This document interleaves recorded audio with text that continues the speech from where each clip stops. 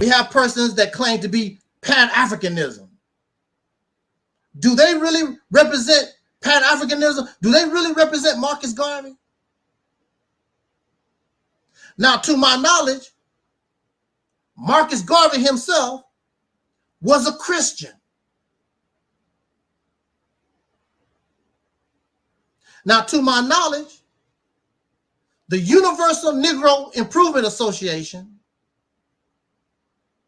was black people coming together, not only those who were under Marcus Garvey himself, but those who decided to come under one umbrella, different organizations, but they were willing to come up under one organization.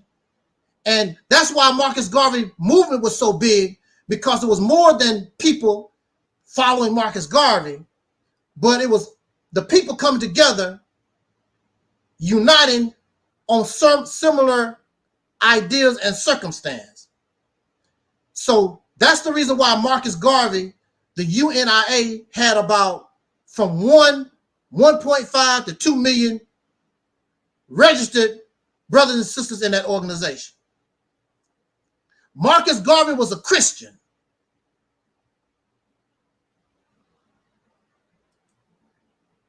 And he did not try to force his Christianity on nobody.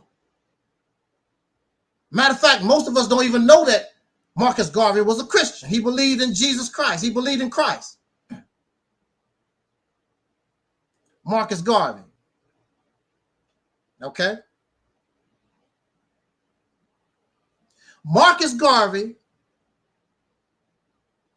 embraced our diversity.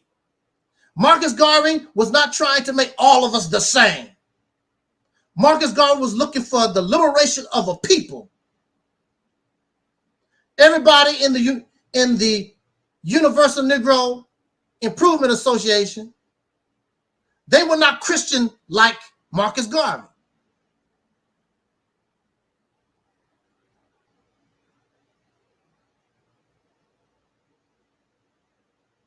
But Marcus Garvey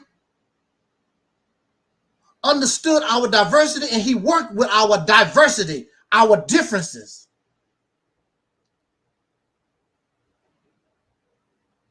Why do you want to force people into your religion? Why do you want to force people into your ideology?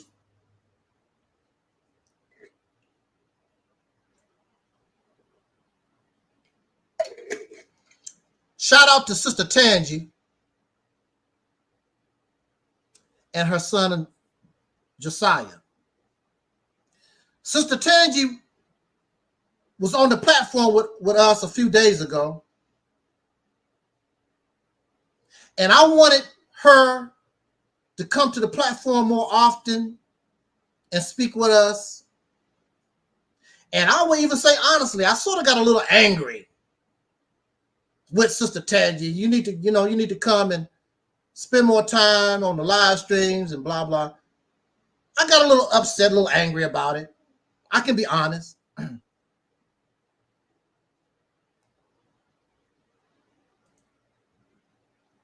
But what did Sister Tangi say? Sister Tangi came to us and she said, I'm not ready.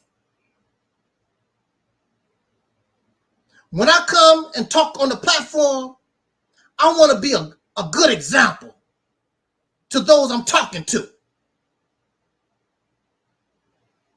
I don't want to come to your platform drunk. I don't want to come to your platform high. I don't want to come to your platform smoking. I want to come to your platform the best I can be. I'm not ready. And the difference between myself and many other people is I can wait till you're ready. I never went to her mad and upset. Well, you know, sister, you said that you like Angel Snuffing Up 7 and blah, blah, blah. You have to let people mature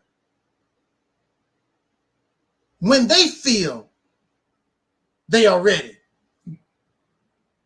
And some people may never get ready, but they can still support the effort. They can still support what you're doing. But they don't have to be who you are. They don't have to believe what you believe.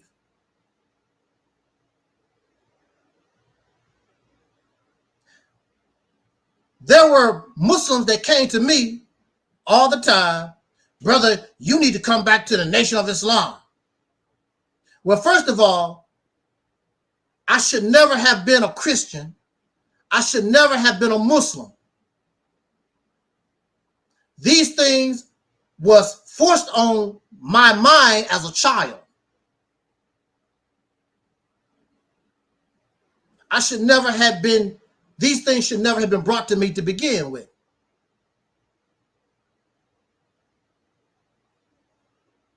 So, I should never have been, because the belief in God is unnatural. Religion and spirituality is unnatural behavior. A man, a woman has to teach us those things. If a human being don't teach you about spirituality, if a human being don't teach you about God, it won't come out of your mouth. It's a learned behavior. It's a conditioned behavior throughout the centuries. If you don't teach a child about God, if you don't teach a child about spirituality, they will never bring the conversation up. They will never tell you, hey, mama, I seen some kind of transparent ghost-looking thing. They will never come with you like that. These are taught behaviors. Demons and spirits and goblins and ghosts. This is a taught behavior. It's learned behavior. It's unnatural. There's nowhere in the natural world where you see a goat want to pray to some god or an ant want to pray. They just come here, live their life, and die. And it's so arrogant in religion and spirituality because you was born a human being, you're not going to die.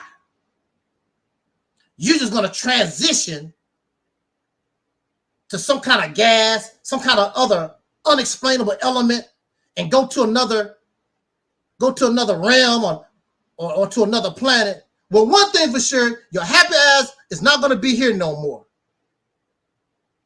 And if you was foul on the earth, if you was a fool, profane, nasty, greedy, dirty, low down, dirty, savage on the earth, wherever you go, you're going to be the same. What's going to change you? You was low down and dirty, living on the earth in flesh. And when you go to the other realm, when you go to planet X, when you transition into conscious energy, you still going to be a damn fool. The only good thing about it is we won't see your dumb ass no more. Bye-bye. Put you in the dirt, bye-bye.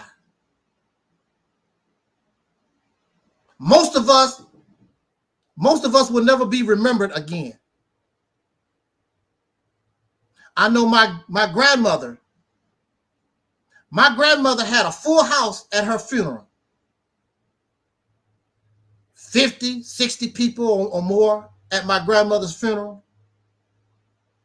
I can guarantee you, nobody has visited her grave since 1989. I can guarantee you. Nobody talks about her. Now, I remember her, but these future generations, they don't know about their great-grandmother. They don't mention her at all. They don't know.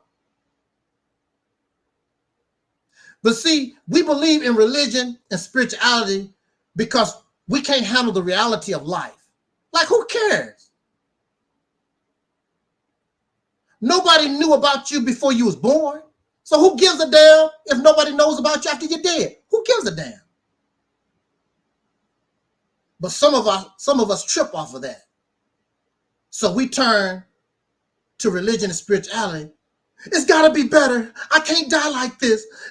Life, is this all to life? If this is all to life, I might as well be dead. So they are attracted to the lies and the delusions. Personally, I don't care. I didn't know nothing about this life before I got here. I could care less after I'm dead. We concentrate so much on the afterlife that we don't spend any time enjoying and understanding the life that we actually know and have. We too worried about dying and the afterlife and how did the earth come? Who gives a damn? We are here. Learn how to live, learn how to love other human beings. Learn how to have appreciation and respect for the earth and animal life and the grass and the trees.